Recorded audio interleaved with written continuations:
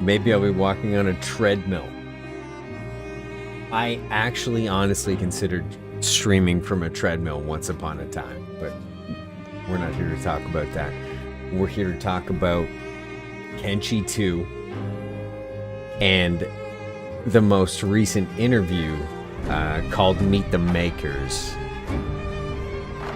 So, as usual, oh boy, I feel like I may have been a bit loud. As usual, we're going to start the stream with a bit of an audio check here. How's my voice compared to the music? I'll be adjusting the YouTube volume maybe as we go, because we are going to be watching a video. And we're going to be talking about a lot of the potential changes coming to Kenshi 2.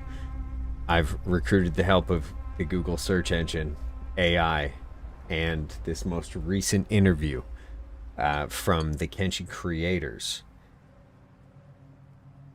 And I've been able to extrapolate, I believe, some valid talking points coming up here for Kenshi 2. So, before we get into this, if you have any questions, because you're catching this video later on, fire them in the comments. I'll answer them. I'll talk to them. I try to answer every single comment. If you're hanging out with me right now and I don't get to your comment right away, it's because I've actually taken time for the first time ever to write stuff down in an effort to make some sort of cohesive video format so that people can come to this and get the information that they desire. I'm even going to timestamp it afterwards. Don't get too excited. Okay. Bear with me. We're going to hit the intro, and then we're going to get right into the interview, and we're going to break it down. And then we're going to talk about what I believe are some of the changes coming to Kenshi. Now, this is from a player, and this is live, and I have no idea what I'm doing, so I'm going to try to manipulate this so I can show you my hours played in Kenshi on Steam alone. So here we go. Let's just tuck right into it. See you in a sec.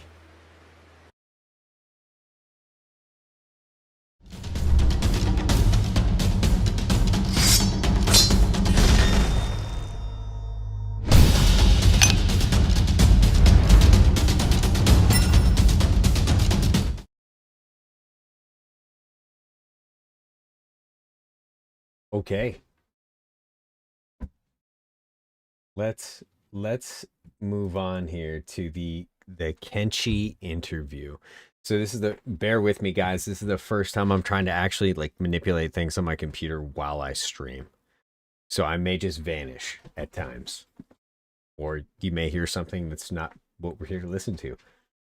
But here we go. Here's Kenshi Meet the Makers, and I'm going to stop it at certain points, and we're going to talk to certain points, certain things that are mentioned. If you haven't seen this interview, I highly recommend watching it. It's the creator and founder of Kenshi, and what I perceive to be his very close business partner.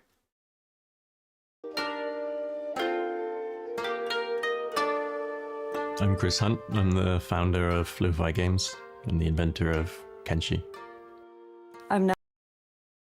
So the beard, the hair, that's clearly where we get the Lo-Fi Games logo, right? I'm lead writer and managing I'll pull that director up in a bit. at Lo-Fi Games.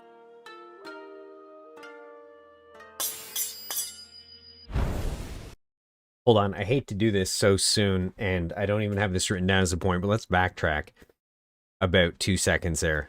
I wanna highlight this particular little piece here.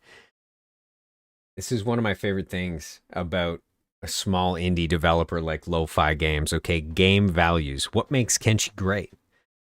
Number one, gameplay comes first. Number two, world building and consistency comes second. Interesting. Atmosphere and style come third. The game never crashes, corrupts, or loses players' work. We're going to talk about number 4, because if you're hanging out or you're catching this video later, Kenshi absolutely crashes. Mods are not I hate to say it. Nothing comes above these. Not art quality, not sales, not the players. We're also going to talk about that because he mentions that to a degree a little bit later. Before we continue here, Shadow Seer, Rebecca, Cowboy John, Trevor, thanks everybody for getting here so early and hanging out. If I don't get to your questions right away, I will be kind of reading through the chat at the end of this stream, at the end of this kind of interview dissection, if you will. Reviews are more important than sales. Okay. I really like the reviews are more important than sales. I also appreciate a business-minded game developer because that gets the fans like us perhaps more product.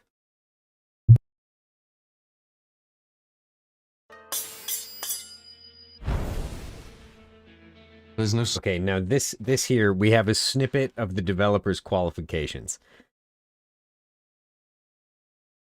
We have a small snippet here, and I'm going to go through the transcript. You guys can't see that, but I've got a couple key points I'd like to hit. If there's any other questions, if you've seen the interview and you're hanging out and you want to fire them in chat because you think I didn't cover it, I'd be happy to. We're just winging this. Solid moment when I get an idea for something. It forms gradually, piece by piece.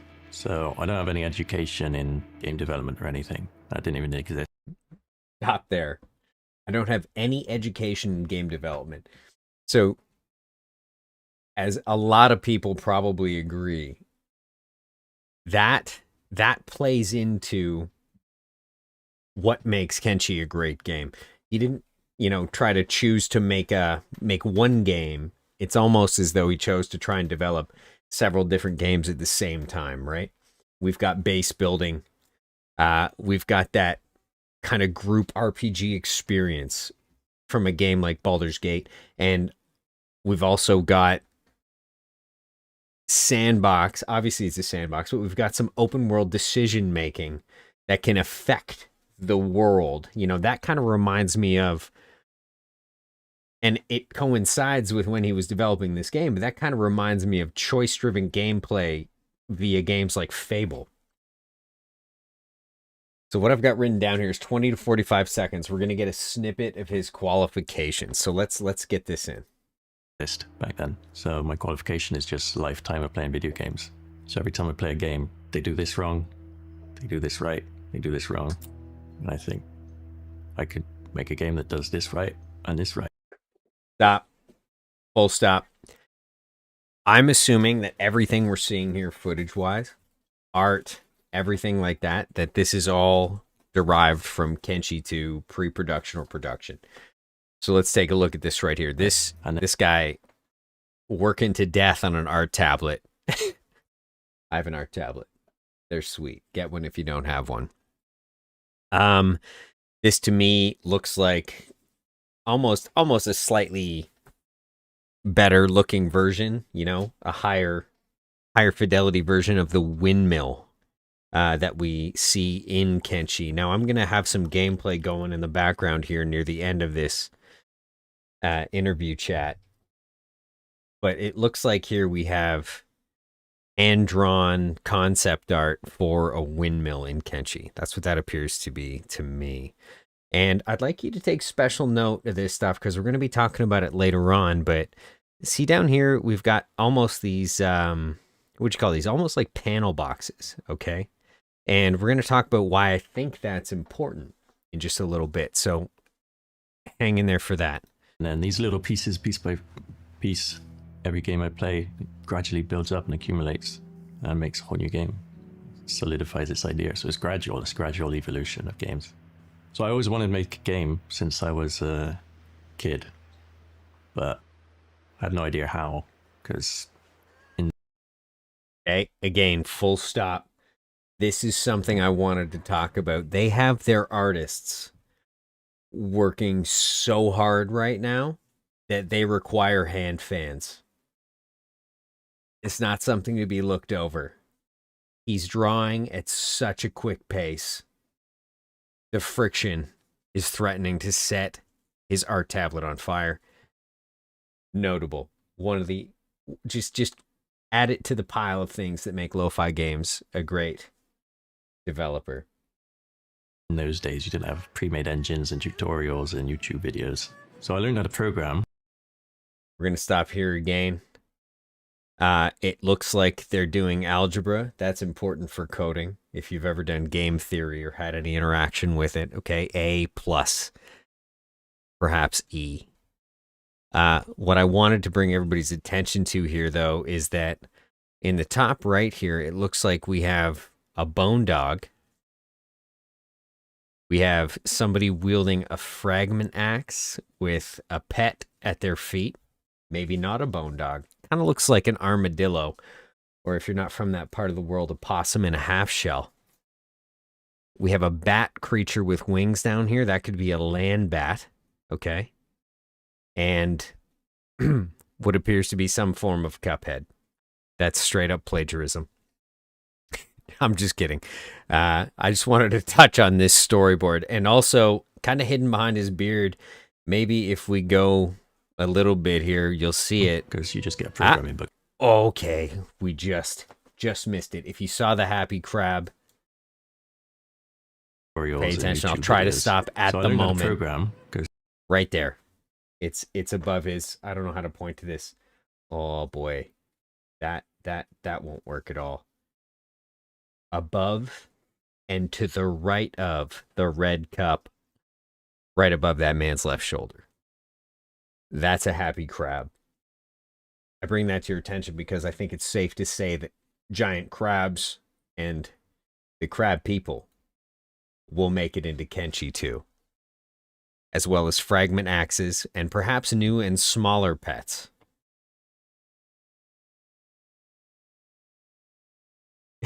Happy crab has big implications. You just get a programming book for that. Then you can program. And I got to the end of the book. And that was all right, so he's about to talk about how he learned programming from a book. I think he and I are roughly the same age. Actually, I'm a bit older than him. And that's how you had to learn programming, okay? Or you could try Yahoo at the time. We are going to move here to approximately 3 minutes and 43 seconds into this interview. Like I said, if you've seen it and you want me to touch on something that you think I'm skipping over that's important, please let me know in the chat. That's why we're live, so you have this opportunity to drag me back. I was going to just pre-record this video, but I kind of want to give everybody the opportunity to pick my brain, and we're going to talk about the reason why, but I've got well over 1,000 hours in Kenshi. I've done just about all the reading you can think of. Okay, here we go. So the question, quick fire question, part of the interview. Samurai? Ninja or samurai? But let's take a couple seconds while we have this background here. These are new textures. I'm willing to say that these are Unreal Engine 5 textures. I'm going to move my... Can I move out of the way? Probably better that I move this way so I can still talk. But go look at samurai armor in Kenshi right now if you're hanging out and you've got it open, or if you're catching this video later and you're playing the game or are about to play the game. Pop the game open, because that ninja and that samurai, they look like brand new textures to me. With the art, especially the artistry on the top of the samurai armor chest piece here, that to me looks very specifically Unreal Engine 5. Unless, and if somebody wants to correct me, please do in the chat or in the comments, unless that's kind of a shader or a skin from a mod pack. But to me, they appear to be new textures. I'm going to take a second here actually to answer a new person in chat here, JFlow79. Do you think there will be dual wielding then? I'll take a ton of questions at the end, but I want to hit that right now because we see the ninja with two swords. So I believe that there will not be dual wielding. The reason I say that is because ninja with 2 swords on his back, if you put 2 small katanas on your character in Kenshi currently, right, in the main weapon slot, you can fit 2 small weapons. It crisscrosses on their back. I think it's an aesthetic thing. Like, I love to kind of role play a ninja with 3 katanas, right? And then you've got 2 on his back and 1 on his hip. You feel like that guy from Zorro. You feel like Zorro, and not the one who cuts Zeds into walls and was played by Antonio Banderas. All right, let's get back into this, though, because something very important is coming up, which I am chapped about. I'd rather be a ninja, because they don't follow the rules. If you're a samurai and you face another samurai and he's stronger than you're gonna die. But if you're a ninja, you just get him when he's sleeping. If you're a ninja, you just get him when he's sleeping. So if you followed my streams at all, I pretty well exclusively live stream solo Iron Man playthroughs of Kenshi, and I think Assassination is the most boring skill in Kenshi. Okay? Unless they figure out a way to make it unexploitable, I will retain that opinion.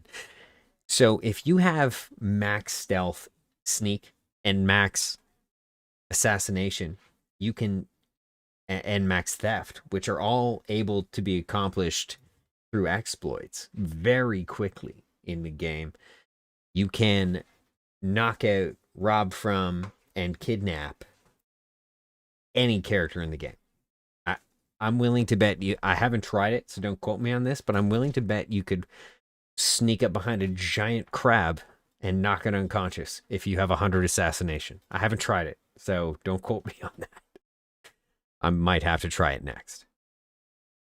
So, all that to say, Assassination sounds like, based on his opinion, that Assassination is still in. And then you don't have to die. Plus you can flip around. And you can flip around. Ninja stars. You don't have to, like, serve a lord. I think they still do. Oh yeah, they do, don't they? Yeah, but it'd be a cooler lord. Like a shadow lord. They were definitely code books. They weren't history books that he was learning from. Flip around. What does flip around mean? Does it mean we're going to see more mobility? Does it mean we're going to see more forms of movement in Kenshi, or a whole new skill set involving, acrobatics a la Assassin's Creed, something like that? Or is it going to be a simple jump mechanic like we might find in Oblivion or something,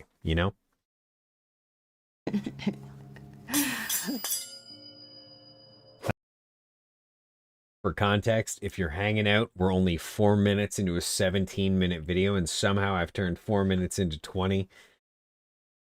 Buckle up. But this is great. If you're hanging out, please take this time to fire some questions in the chat. If you want to do me a favor and actually, I know this is going to sound crazy, but actually write the word question in caps before your question, because at the end, I'm going to scroll through the chat and I want to read all those. And unfortunately, I don't have bots or a staff to help me with that. There's a couple mods, though, so they might help. Gas. Okay. If nobody heard that because I was talking too much, he just said the quickfire question was acid sea or poison gas. Poison gas. They both sound horrible, to be honest. Well, you can run away from poison gas. True. Now here's something. Pay attention In here. acid sea, you're just... I feel like you'll die faster with poison gas. With acid sea, you're just gonna melt from the outside really slowly until it gets to your organs, and that just sounds really horrible. Depends how acidy it is. Okay. 4 minutes 36 seconds. Depends how acidy it is. Pay attention here. Let's go back. For 2 seconds. Sounds really horrible. Depends how acidy it is. Might be quick, might be slow. I guess it depends how fast the gas is as well. True. Yeah, I think Not both are pretty... Not a very specific question, was it? Okay. Why I wanted to catch this specifically. Depends how acidy it is. Now, in Kenshi, okay, now he talks about this later. We're going to get to it and we're going to talk about it then too, but I'll mention it now. He specifically says that Kenshi 2 is going to have a map 50% larger than Kenshi 1. However, that map is going to be the same map, just new. So what am I trying to take from him talking about acid? Acid depends how acidy it is, doesn't it? Well, in Kenshi, we have one type of acid water. If you go in acid, you take damage at a set rate. And that's unaffected by your acid resistance clothing. Unless you're a robot or a hiver, right? So, what can we take from this? Like, you know... Be slow. I guess it depends how Let's hear it one more time. fast the gas is as well. True. Yeah, I think Not very- both are pretty. Not a very specific question, was it? I didn't rewind to the right spot, but you understand what I'm trying to say. He talks about how acidy it is. So I think it's safe to assume that in Kenshi 1, because it's 1,000 years prior to Kenshi 2, that what we're going to see is different variations of acid water. I think we're going to see certain lakes that do, 2 to 3 damage per second, and we're going to see certain lakes that do 20 damage per second. I hope they resolve the acid resistance on clothing with lakes, but that's yet to be talked about or seen.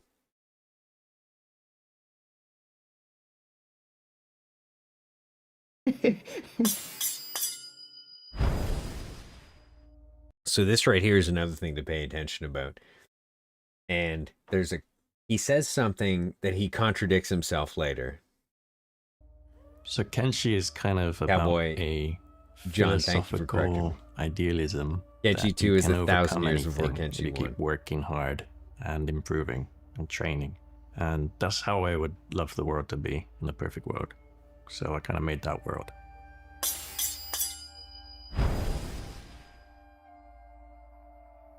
Yeah, I'm just making the game for me. This is just an upgrade on that, adding. Yeah, I wanted to talk about this. He's making the game for him. People give a lot of feedback on the Steam reviews. People give a lot of feedback on the Reddit. This is good. I think this would be awesome if you changed this. It's important to remember that he basically developed Kenshi 1 alone for the first 6-ish years. And I think Kenshi 1 took a total of 12 years of development. Correct me in the comments if I'm wrong, but I believe it took a total of 12 years of development to get to the stage that it is, to get to full release, right? And then I had a couple, patches and adjustments afterwards. But to get to full release, Kenshi took approximately a decade plus 2 years. And so when he says he's making a game for himself, as much as I think that every developer looks at player feedback, they've almost never specifically requested it, to my knowledge. And he's fairly clear on that he's making a game that he would enjoy. Now, Me. what kind of developer is better than that necessarily? I don't, you don't want an entertainer going up on stage thinking they're doing a bad performance. And in the same fashion, you don't want a game developer thinking I'm going to make a game for other people so it makes money. I personally prefer the developer of this ilk who says I'm making a game because it's the kind of game I would want to play. This is just an upgrade on that, adding certain features that I want to see that will make it more. Nadim, yes, Kenshi 2 is a prequel. I know it's a prequel. I made a mistake. More complete than what it was before. Okay, hold on. Where are we at? 5. My neck. Oh, coming up. So Kenshi 2 is mechanically mapping Kenshi 2 is a. Whoa, whoa, whoa, whoa. I almost broke everything. This is just an upgrade on that, adding Okay, here we go. certain features Kenshi that I 2 want to talks see that will make specifically. it more complete than what it was before. So Kenshi 2 is mechanically a similar game. It's set 1,000 years before Kenshi 1. The map in Kenshi 2 is about 50% bigger than Kenshi 1. So it's going to be actually the same location, but very different. You're going to see. So this is what I was talking about. It's going to be the same location, but very different, and it's much larger. So hold on, let's take a minute here and move over to the map, if I can make that happen. See? Just witness how I am completely capable. For some reason, that should not be map. There we go. Okay. So if we look at the Kenshi map, we can see that a lot of the map maybe doesn't look like it should be underwater, right? Let's zoom in on some of this. But a lot of this map doesn't look like it should be underwater. If you've ever been down near Flats Lagoon, if you've been down near Cheater's Run, Sonorous Dark, or even towards the Fishman Island, you'll see a lot of landscape very close beneath the water, right? So when he says, you know, it's going to be 50% larger, I think we could take a look at this map, right? We can take a look at this map and assume that maybe Gut, you know, around Howler's Maze, this is all, you know, not going to be submerged or partially submerged. You know, I wonder if the Fog Islands, maybe they're going to be raised slightly. The Floodlands certainly won't be Floodlands. Byrne had his home there. Did he build that home after it became the Floodlands, or did Byrne live there for it, you know, forever, for 1,000 years? I absolutely wonder what parts will be submerged in water, and I wonder if we're going to see boats, or, you know, is the water level going to be lower, or is it going to make more sense? Less cratery and more intentional rivers, you know? So we have questions like that. Well, let's get back to the interview here. See what it was like 1,000 years ago with different civilizations, different factions. And you're going to get a sort of preview of the old empire and how things were. Okay, old empire. We're talking Catlon. Old empire, right? Like when we hear old empire, we think Catlon the Mad, who is the robot kind of ex-overlord of the old empire. So does that mean skeletons are going to be more prevalent?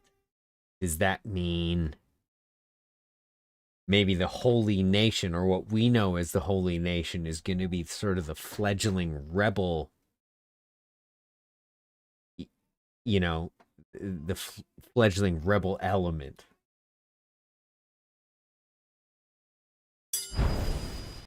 Okay. Big question about factions here.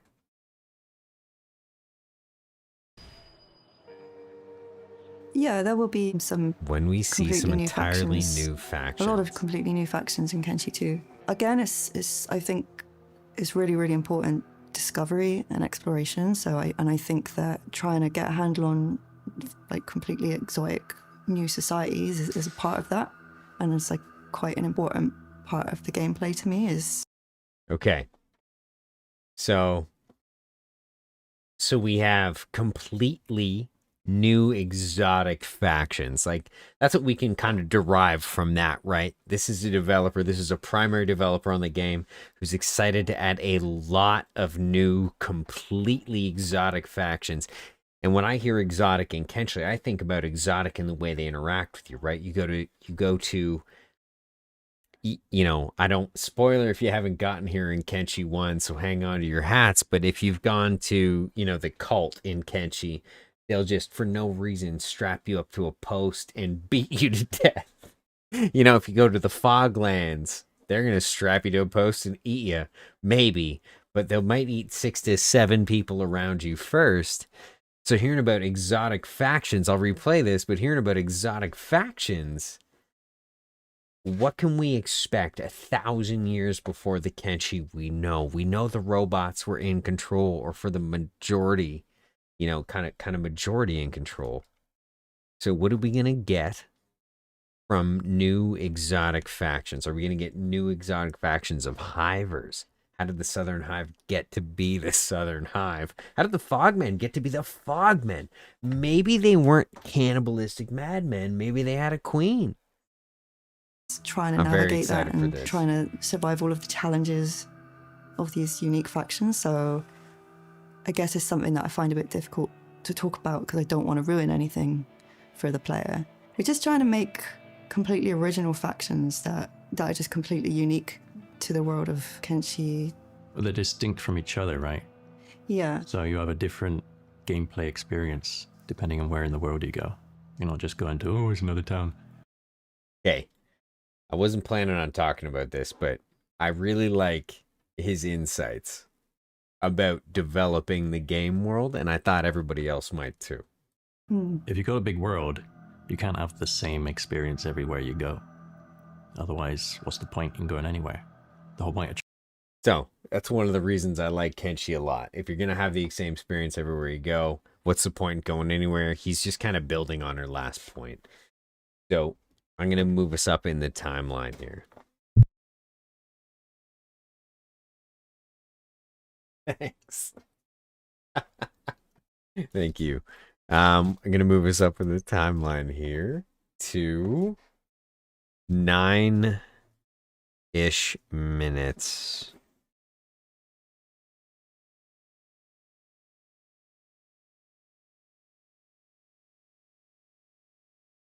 They said something pretty funny about fondue versus agnew, but it's not worth it.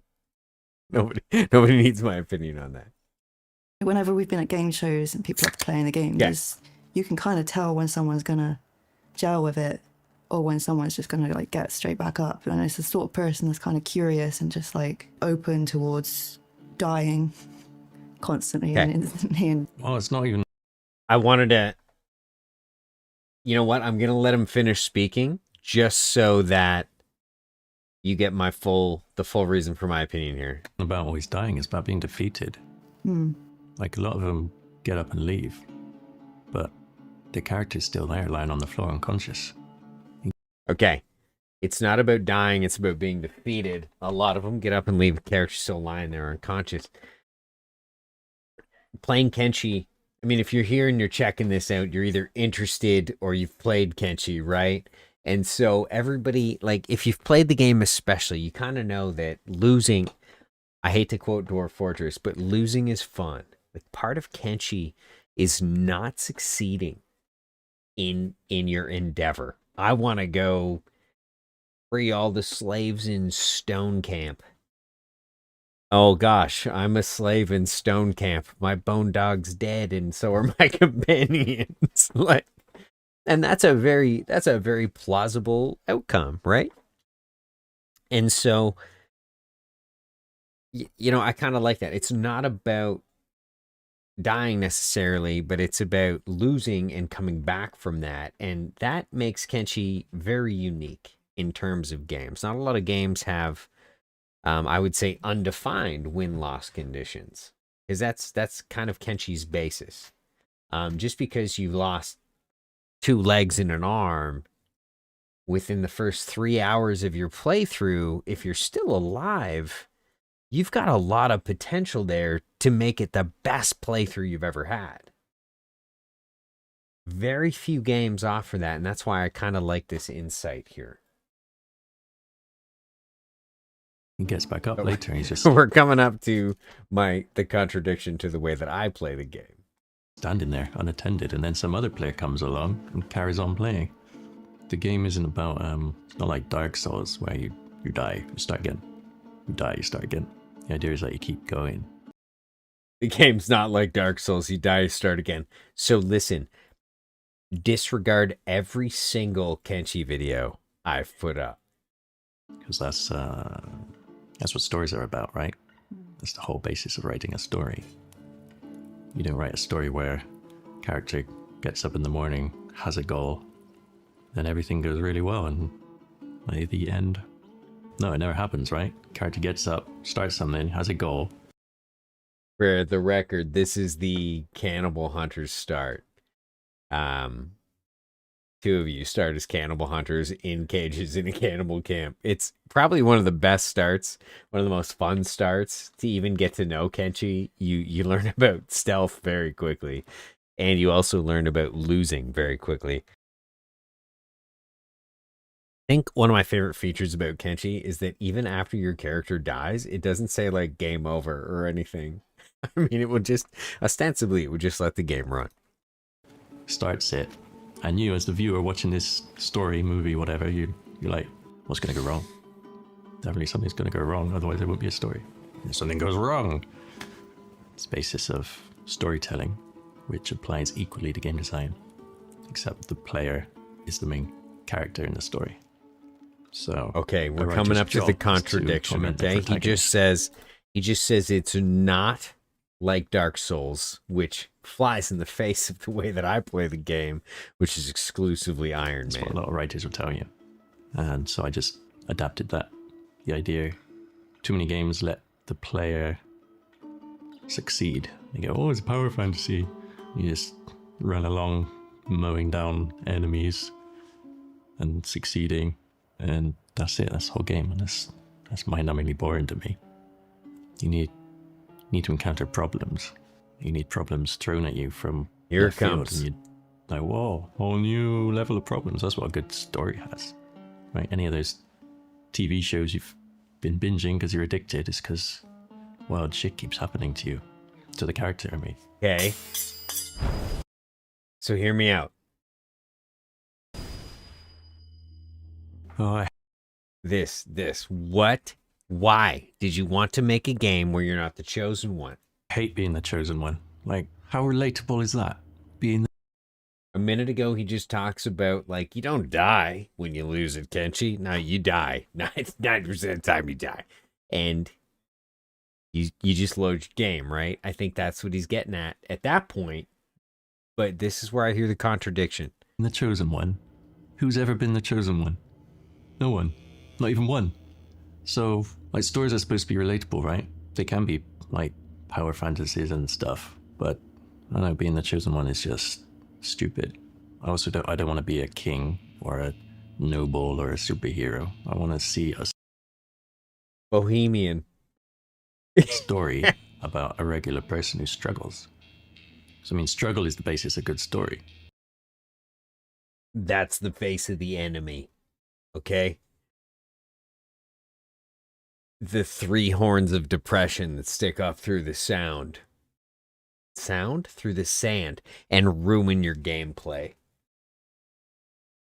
I was going to say, and make no sound. You get it. Skimmers suck. If you get too powerful and have it too good, then the struggles either become difficult to invent or unrelatable struggles. Okay. And that's the point. He said kind of like you can, it's the point is not to die, but then he goes on to say, let's re-listen about the struggles. We're at what, 11:39. Let's maybe here. So I mean, struggle is the basis of good story. If you get too powerful and have it too good, then the struggles either become difficult to invent or unrelatable struggles. How do I? If the struggles, get too easy or too good, you're too good to invent them or what have you, then they're unrelatable and they're not fun. So in my mind, the only way to truly kind of perpetuate that difficulty is to maintain an Iron Man playstyle where if they die, they die. And, if everybody dies, you just start a new game. Like, I think that's the best way to play Kenshi, it will almost always leave you wanting to explore more or try more with a bigger group. This is just me, pushing my very secular way of playing the game. I saved my kingdom from this dragon. It's not very relatable either. So I think stories get way better when you're just someone struggling for food or money or avoiding getting stabbed. It's simple, but I feel it a lot more. And I think the stories are better for that. Okay. Brace yourselves. Big things or gorillas? Big things, because they're... Big things or gorillas. Let's take note. These do not appear to be fresh reskins. The gorillo, maybe. I'll give the gorillo potentially having been UE5, just because it seems like he's got a wider face. Or it's just a great white gorillo, and my textures are so much different at this point from all the mods that I can't recognize them. Big thing looks pretty standard, right? You've got your standard murder giraffe. just really weird. You can't run away from them. Yeah, but I like how horrible they are. Yeah, but you're just gonna...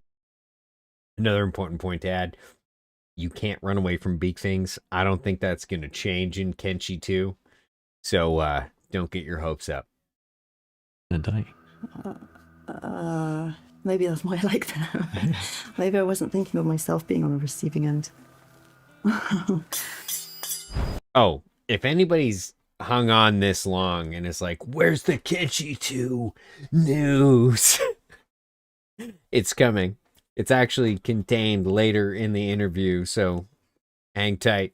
Don't worry. If you're catching this later, there will be timestamps, so you can just click right on it. But it's coming here, and I've noticed it, and we grabbed some stuff earlier. You know, the artists are working at a fiery pace. But don't worry, we'll cover it, because it is in here. I'm not just making it up. It's not a clickbait title. I maybe should have started with that. Yes. Hey, this is embarrassing, and I'm going to try and dig this out for you guys. I'm not an expert with streaming. Did you expect players to have such high play times when making Kenshi? Now, as we listen to this, I'm going to try and find the depression button. Because that's what I designed it for, right? I designed it to have lastability, because I want a game that I don't get bored with after 10 minutes, but I underestimated the average gamers, or the above average gamers' capacity to put in hours. A lot of the high hours, thousands and thousands of hours ones I can't believe. After you get a calculator and see what that really means, and then I'm like, how did they do that? Did they not sleep? I still don't know how they do it. I'm not sure if some people must leave it running. This is terrible. That's the this only is terrible. I've kind of figured that must, but it's very cool that they, not that I want to encourage, people not eating and sleeping properly, but it's like, it's nice that people. I have 1,375 hours of Kenshi played. Okay? And what that means is everything this woman is telling me is very depressing. I feel like my work now is more. How did they do that? Did Watch they not this. sleep? I Did still they don't know not how they do sleep? No, I'm exhausted. I'm not sure if some people must leave it running. That's. I've never left it running. I'm just very depressing when looked at a macro lens. The only I've kind of figured that must, but it's very cool that they, not that I want to encourage, people not eating and sleeping properly, but it's like, it's nice that people are playing it so much. I feel like my work now is more geared towards people playing it for that long, so you're trying to make things not repeatable. So I find for Kenshi 2, we're like more aware now, right, of people spending that a long amount of time, so we kind of try and adapt a bit to it so that people can play it that long and it's not like repeated. doesn't repeat and stuff. Yeah, I mean, I designed the game to be addictive like that, but This is one of my favorite parts. I designed the game to be addictive like that. in a good way. Addictive in a good way. Because you can have evil addiction and good addiction.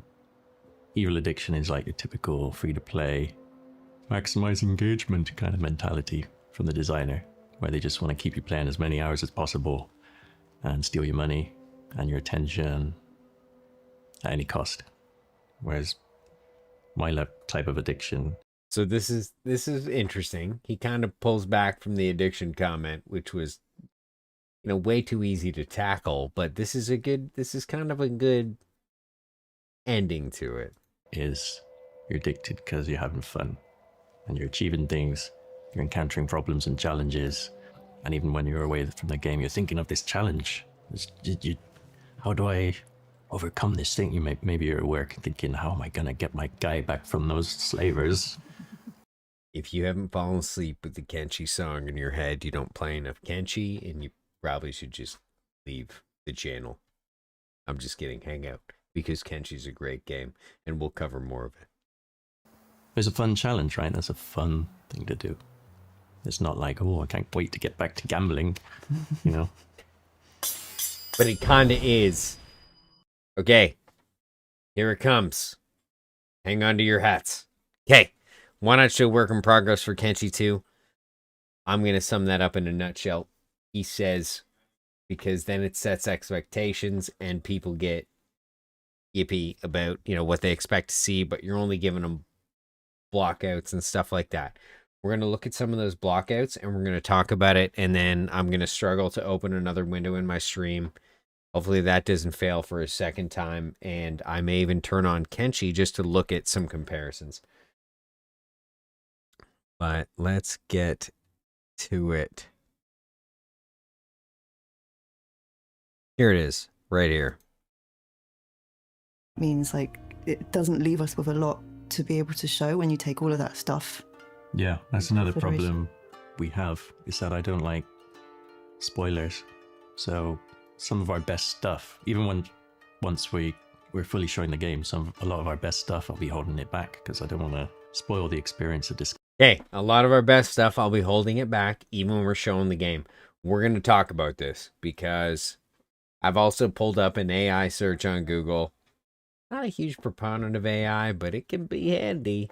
I've pulled up an AI search on Google that's compiled all of the Kenshi 2, you know, statements in news, and I'm going to kind of tackle those one at a time. So hang in there for that. I can't believe I've turned a 17-minute interview reaction into 50 minutes of live stream. But thank you, everybody, for making it this far. We'll get there. Discovering it. There's a lot of things I consider spoilers that maybe a normal company wouldn't. And they'd like to show everything, show their best stuff for marketing. He's going to be sad about this stream because we're going to tackle some of the big questions. Leave that into the player experience. Okay. All right. That's it. What's that mean? What does that tell us about the game? What does that give us? We're going to get on some Kenshi music here. I should probably find that again, if I even still have that. I might not. Well, we have the map up, so that's important. Kenshi 2, like we talked about, we all know here, it's 1,000 years before the original game. The world is going to be 50% larger. And it's going to have it says new and old land masses. I think we talked about that. The map is just going to get larger, right? Like we're going to see a lot of this land mass suddenly stop being covered in water. I actually want to dig up that interview one more time. So let's do that one more time. Meet the makers, because I want to go over what I talked about. The hidden feature. Okay. So You're a small indie, it's a lot easier to show everything you're doing, especially turn when this you're up a working bit. alone. So once a game goes into the public eye, you get pressure, you get certain obligations, and you can get potential problems. Okay, so this kind of really explains why he's not interested in doing an early access, in doing a preview, in doing a demo, okay? In sharing a lot of screenshots. We kind of have a question from the chat, and that is, was there not some screenshots leaked or shown? I might be misremembering though. Okay, you're not misremembering. There were screenshots shown by the company, and I'm pretty sure it was of a skimmer. It looked like a higher fidelity version of a skimmer, you know, like you would expect from Unreal Engine 5, but it was a very early concept, and I'm certain that model will probably not make it into the game. A quick Google search will reveal it. So by keeping things quiet for as long as possible, we just make things easier for us. Makes development smoother. We can change things. We can make mistakes, Okay. go back on things. Here comes. Things aren't always made the big sneak, in the big order preview, it and we're going looks to best talk for about why I marketing. think it's so important. Like a lot of the and game it's visual is right here. block. Woo! All right, hard pause. So, how do I know this is Kenshi 2? How do I know they're developing? How do I know this isn't from an earlier version of Kenshi? Blah, blah, blah. Let's just look down at the tabs. Okay, Kenshi, Unreal Engine 5. This is all UE5. Big Unreal Engine symbol down here. This is a game designer or developer or graphics artist, what have you, working within the framework of Unreal Engine 5, okay? So, what do we have here? This is where we're going to, you know, kind of stop and we're going to dissect.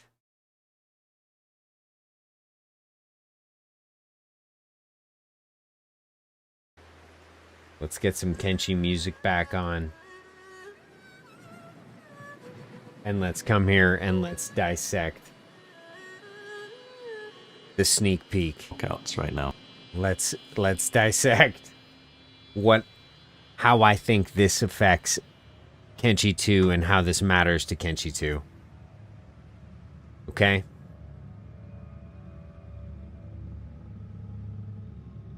Let's take a look at this, because this is big.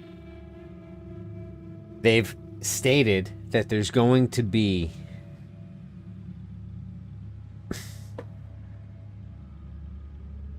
a secret kind of nobody will know, you know, whole new way to play the game, a whole new game mechanic about Kenshi. I hope this isn't it. I don't think this is it, and I'm going to talk about what I think it is, but this is going to be definitely a part of it.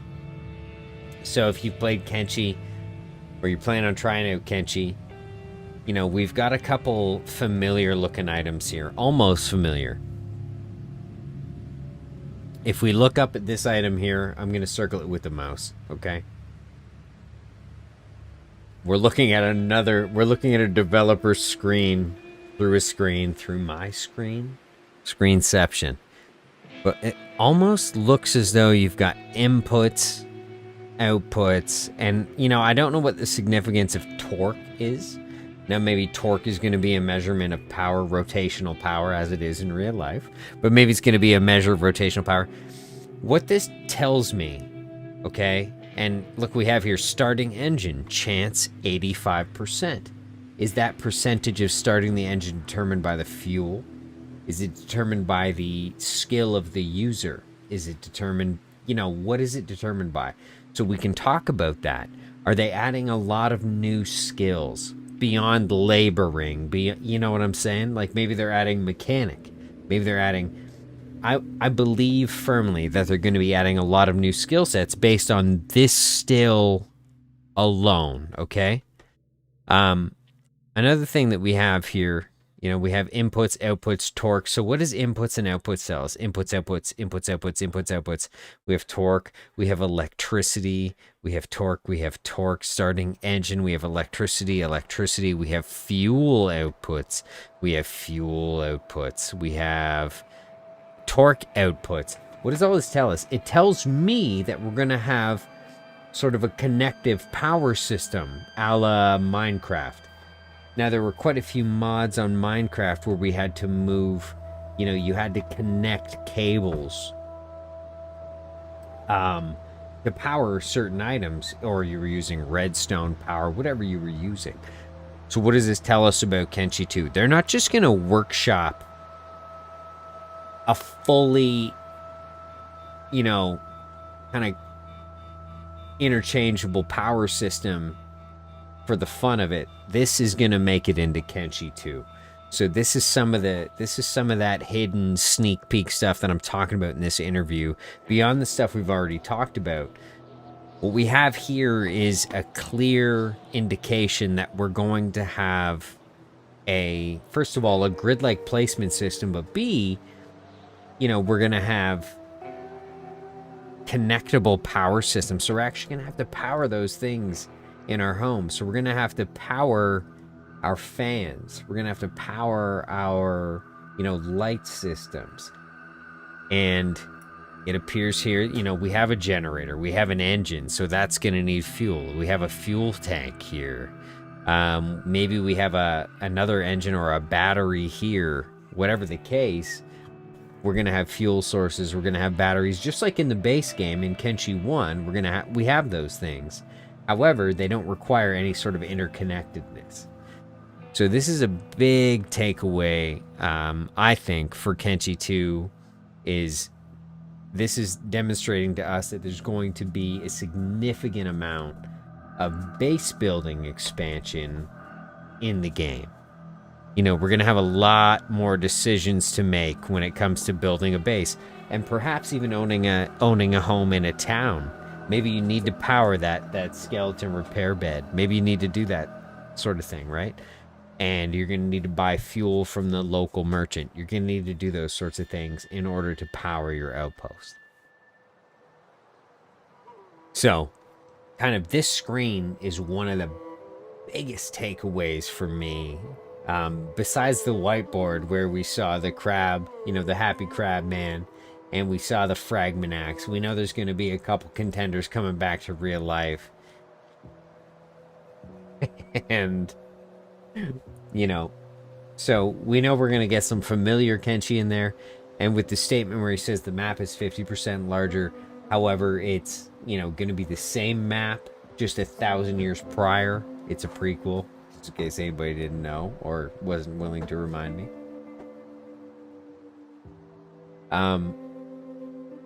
There's a lot to take away from this. And I don't know if you guys saw there, but he drags that over. Just watch this interaction here. It's right now, just untextured. So he was pulling over that power connection, that output connection. I expect to see something like that in the final game.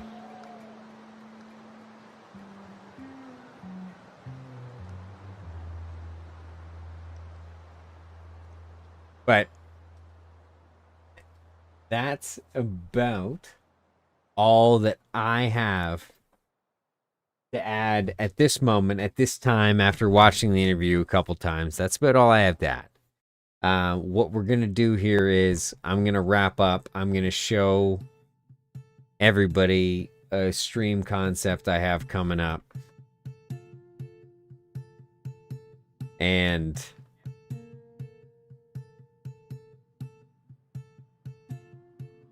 hopefully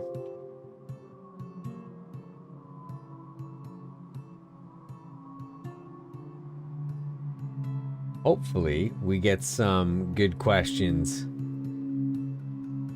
in the comments as well to spawn some conversation. Now, I'm going to go back through the chat and grab a couple of those questions. I'll see if I can parse them out here.